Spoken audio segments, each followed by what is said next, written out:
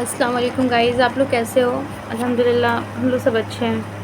आज मैं बात करना चाहती हूँ जो चीज़ अभी चल रहा है फ़िलिस्तीन गाज़ा स्ट्रिप में, उसके बारे में। मुझे बहुत दुःख होता है देख कर के कि इज़राइल जो अपने आप को बहुत ज़्यादा पावरफुल कहता है, अमेरिका के छत्रछाया में, या फिर यूँ कहूँ कि अमेरिका उसके छत्रछाया में है। आज किस तरह से वो मासूम फ़िलिस्तीन लोगों को कत्ल कर रहा है, कत्ल आम तरीके से कर रहा है। हम लोग अपनी आँख से ओपनली जेनोसाइड देख रहे हैं, एक पूरा समुदाय को ख़त्म होते हुए अपनी आँखों से देख रहे हैं। पर बहुत अफ़सोस की बात है कि हम लोग कुछ कर भी नहीं पा रहे हैं। हम लोग एटलीस्ट दुआ कर सकते हैं उनके लिए। आप लोग सब दुआ करें उनके लिए। जैसे कि आप लोग सब लोगों को पता है कि अभी तक जो इज़राइल है वो 57,000 से भी ज़्यादा लोगों को वहाँ पे कत्ल कर चुका है, जो कि ये तो काउंट हुआ है उसके बारे में, और जो अभी कितना काउंट नहीं हुआ है, मलबे में कितने लोग दबे हुए हैं, उसका तो खैर कुछ कहना ही नहीं है। इज़राइल अगर वाकई पावरफुल होता तो वो वहाँ के बच्चों से नहीं लड़ रहा होता, वो वहाँ के औरतों से नहीं लड़ रहा होता, वो वहाँ के मासूम मज़लूम से नहीं लड़ रहा होता। अगर वो पावरफुल होता तो वो हमास से लड़ रहा होता। अपना तो कैप्टिव्स को, अपना जो भी उसके लोग हमास के कैद में हैं, उससे तो उसको छुड़ा नहीं पाया। जिंदा छोड़ो, मुर्दा ही सही, उसको भी नहीं छुड़ा पाया। और वहाँ पे क्या कर रहा है? कत्ले आम कर रहा है। शर्म होना चाहिए इज़राइल को, शर्म होना चाहिए इज़राइल को, शर्म होना चाहिए इज़राइल को। अगर इंटरनेशनल लॉ है और इतना सारा पूरा देश को बताने के लिए, पूरा दुनिया को बताने के लिए बड़ा बड़ा डॉक्यूमेंट लिखा गया है, तो आखिर वो चीज़ इज़राइल पे क्यों नहीं लागू होता है? इज़राइल आखिर कैसे किसी का बात नहीं मान रहा है? आज पूरा दुनिया एक साइड हो गया और इज़राइल इतना पावरफुल है कि वो एक साइड हो गया है। शर्म होना चाहिए। वो अभी तक 180 जर्नलिस्ट को मार चुका है, वो 120 एकेडमिक्स से भी ज़्यादा को इज़राइल में ख़त्म कर चुका है, 224 ह्यूमैनिटेरियन एड वर्कर्स को मार चुका है। हम लोगों को ऐसा लगता है कि ये चीज़ जो है वो 7 अक्टूबर से स्टार्ट हुआ है, पर नहीं।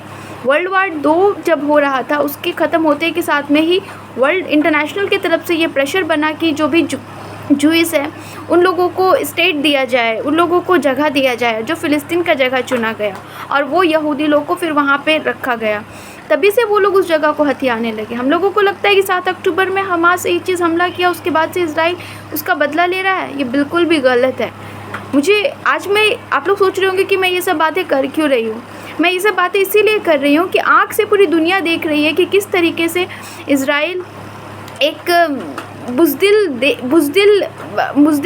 लोग है इज़राइल के, वहाँ की गवर्नमेंट सब कुछ बुज़दिल है, चोर है, चोर।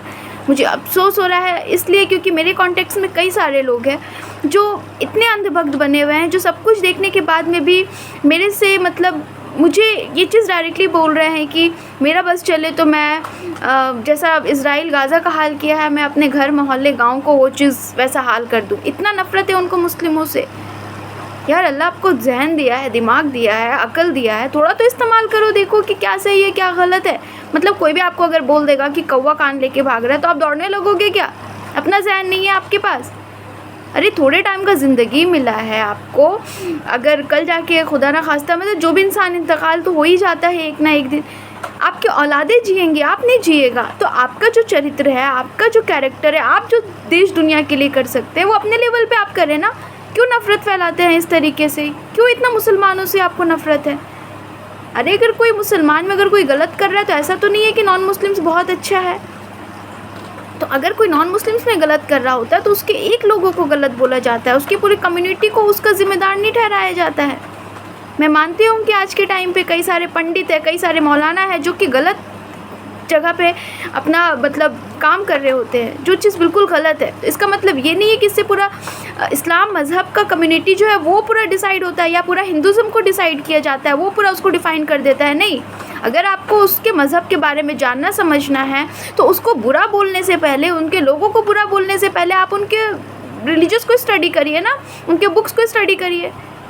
बहुत अफसोस की बात है, बहुत अफसोस की बात है कि इतना सब चीज़ देखने के बाद में भी बहुत सारे लोग हैं जो इज़राइल को सपोर्ट कर रहे हैं। अरे थोड़ा आँख खोल करके देखिए कि किस तरीके से जो भी जहाज़ गाज़ा का मदद करने के लिए आगे बढ़ रहा है, कैसे इज़राइल का वो लोग ब्लॉक जो भी किया हुआ है उनका ब्लॉकेट को तोड़ने के लिए और जैसे आगे बढ़ रहा है। इज़राइल उन एक्टिविस्ट के ऊपर तरह तरह का ड्रोन्स उसके ऊपर घूमते हैं, उनके ऊपर फायर हो जाता है, उनके जहाज़ को जला दिया जाता है।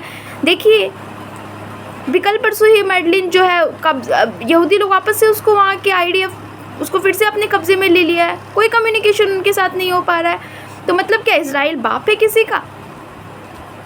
इज़राइल बाप है जो वो उसके लिए इंटरनेशनल लॉ नहीं है?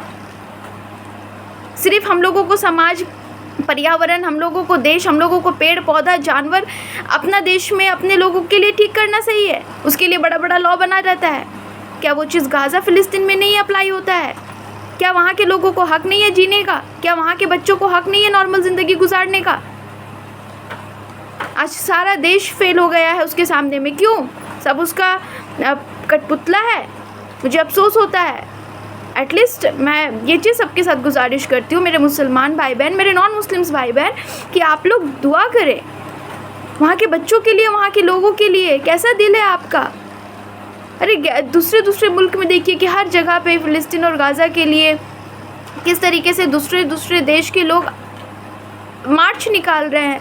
ये सब चलो हमारा जो इंडिया देश है यहाँ पे बहुत मतलब लोग तुरंत एक्शन ले लेते हैं, तुरंत उल्टा पल्टा इधर उधर से बात हो जाता है और बहुत तरह तरह की चीज़ हो सकता है। पर जो सबसे क़रीबी चीज़ है वो आप दुआ करें कि अल्लाह पाक जल्द से जल्द फ़िलिस्तीन और गाज़ा के लोगों को नॉर्मल ज़िंदगी जीने की तौफ़ीक दे।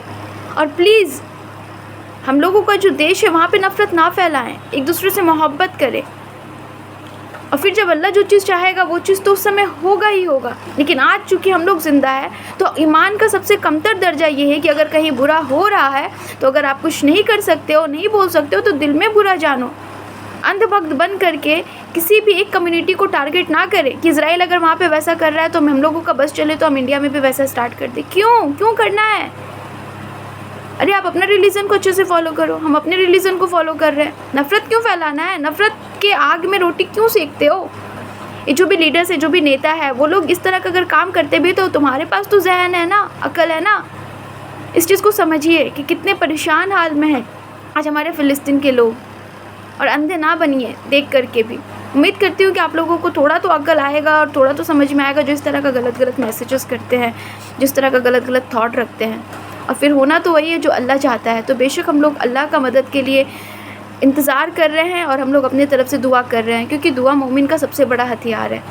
इंशाअल्लाह सब चीज़ बहुत जल्दी बहुत बेहतर होगा इंशाअल्लाह। आमीन। अस्सलाम वालेकुम व रहमतुल्लाहि व बरकातहू।